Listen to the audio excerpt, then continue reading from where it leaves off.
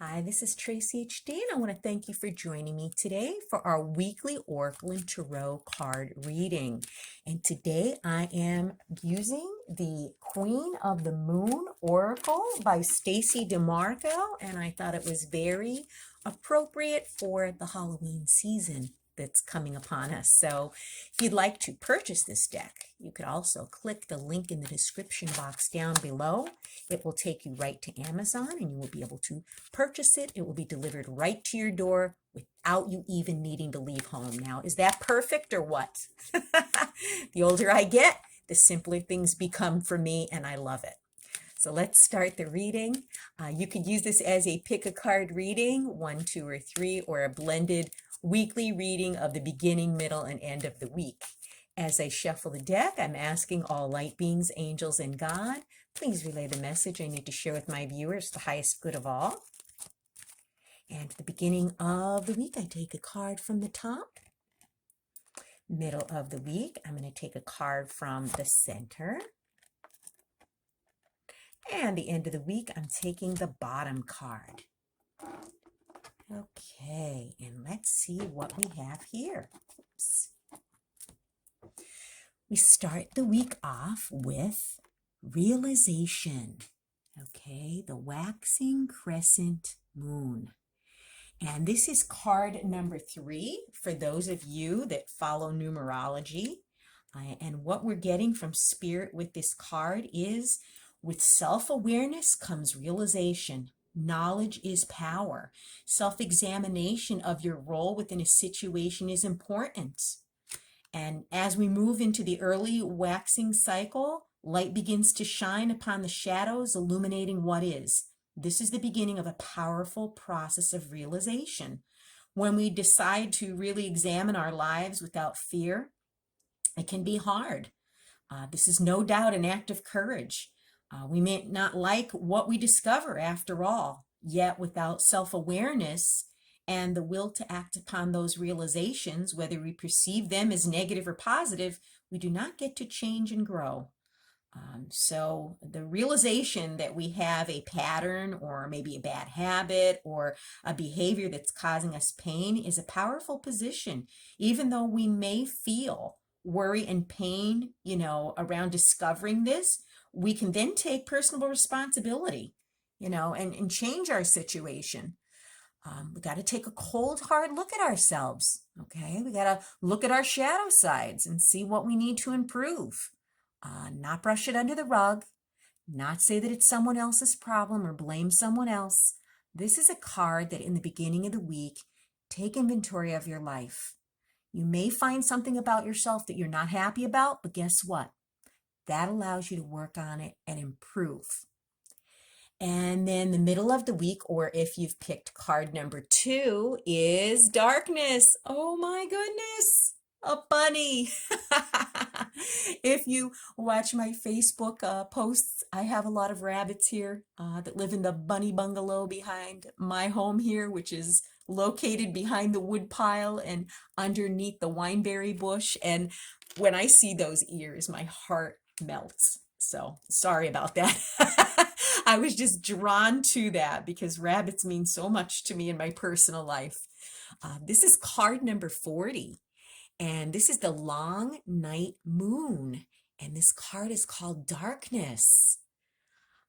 And it says that we're entering a time of introversion, a leaner time, or a time to turn inward to plan and strategize. It's a time to do shadow work, which will bring dividends later on. Release what no longer serves you. And I think these cards, go hand in hand. I love it when the universe synchronizes stuff like this. I mean, we're having realizations and we're going to do something about it. One of the earliest human fears is said to be the fear of the dark. I'm not scared of the dark, but I know a lot of people that are scared of the dark. I actually feel the darkness is necessary, for the lightness in our life.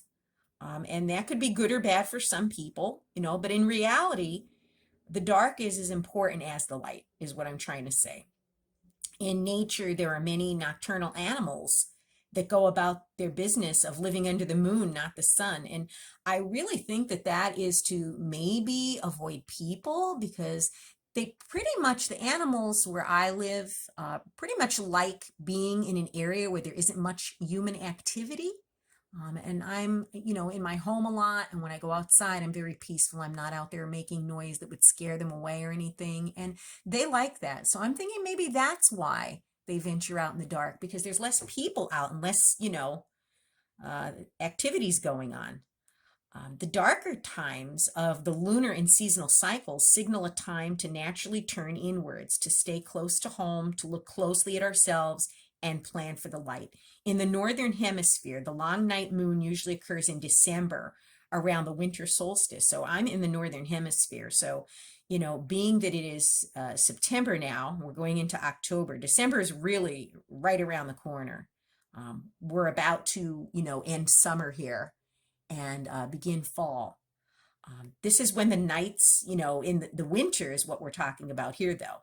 This is when the nights are longer and the hours of sunshine are shorter. And we all know in winter the nights are long and the days, become shorter. It usually gets dark around here at my home around 5 o'clock at night. And, in the summer, it doesn't get dark until 9 o'clock. And a lot of the times people get snowed in a lot where I live. So it gives you a lot of time for introspection. A lot of people don't like the winter because they get cabin fever. They're stuck in the house, but I love it. I'm all for the snow, but to each his own. It's during these long nights of winter we can begin to do our shadow work, undertaking the self-reflection needed to identify what isn't working for us and what might be causing us pain. But you don't need to wait for the winter season to start doing this. But it's important for us to do shadow work on, our bad habits or destructive patterns or reoccurring useless fear or anything that holds us back from being the best person we can be. Once we see these aspects of ourselves in the dark, we can simply decide whether they must go. We can decide to release them once and for all. And, this moon here, to me, even though it's the long night moon, you could do this at any time. You don't have to wait for the phases of the moon on these cards. And you don't necessarily have to wait for a full moon either to release things. I release things all the time. And then the third card, the last card, if you've picked card number 3, the end of the week, is the waning crescent moon. This is card 28, and the card is peace. Yes, that's what you're going to feel after you do this. And maybe you need to get some meditation like this woman is meditating here in order to be able to, get that quiet time of self-reflection, because we can't self-reflect or do this inner work if we're constantly hustling and bustling along. This card of peace is emanating a very peaceful energy to me from spirit. And what this card is saying is peace of mind is one of the greatest gifts we can give ourselves. Refuse drama and do not engage with people who use drama as a weapon. Stop fighting and allow yourself to rest for a while. When we let what we no longer need go, we make room for peace.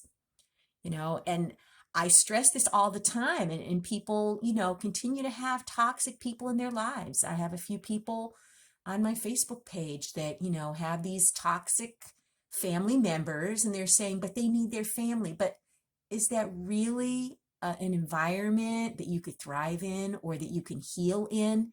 Needing your family is one thing if they're supportive and loving and caring, but clinging to a family that is toxic, that does not have your best interest at heart, is going to make a bad situation worse.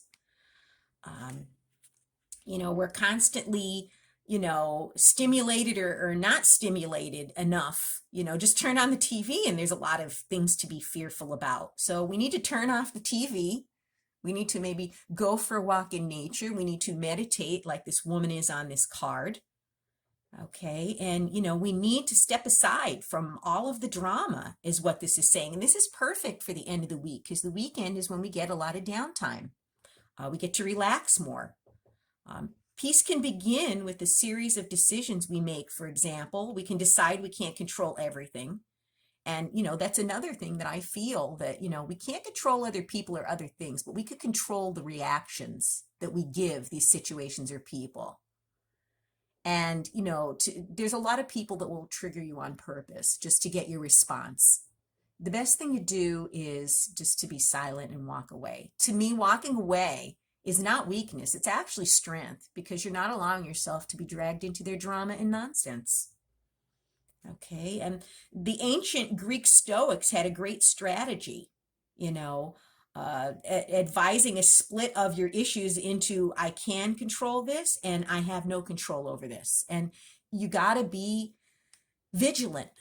Are you stressing out over something you have no control over? Then, you're just wasting energy. Is it a situation you could control and do something about? Then fine, do something about it. But if it's something that you've done all you can do and there's nothing else you can do, release it. Release it to God. You'll feel so much better once you surrender it. Okay? And think about the most pressing and worrying issues you have right now, or the situations that are giving you the most sleepless nights. Then break them down into pieces and place them under the correct heading and be honest and discerning. Which things could I control? Which things I cannot? If you could control it, think of ways you could, work on it. If you can't, you have no other choice but to release it and surrender it if you want peace. And, what you'll find is that most of your situations or issues are under the second heading, that you have no control over it. And, the Stoics advise that the things listed there deserve no more of your attention because they're actually out of your control. You know what I mean? So we can be more focused and mindful about what we are doing. And we could place ourselves deliberately in sessions of quiet, peaceful environments, like walking in nature, like I love, or getting some me time by taking a sea salt bath. We can learn, what is best for us, and pay attention to your body. When your body needs rest and peace, give it to your body. You deserve it. And people always say, well, Tracey, how could I meditate or, just sit around when I have so much stuff to do? Well, guess what? That's the time when you need it the most. Because when you're running around frantically and you're in overdrive, that's when you need to slow down before you burn yourself out. When we let go of what we no longer need, peace will flood into your heart, your mind, your body, your soul, and start to heal it. What a beautiful reading for this week. If you've enjoyed this reading, please like it by giving it a thumbs up, share it, and above all, subscribe, because I will be back with more.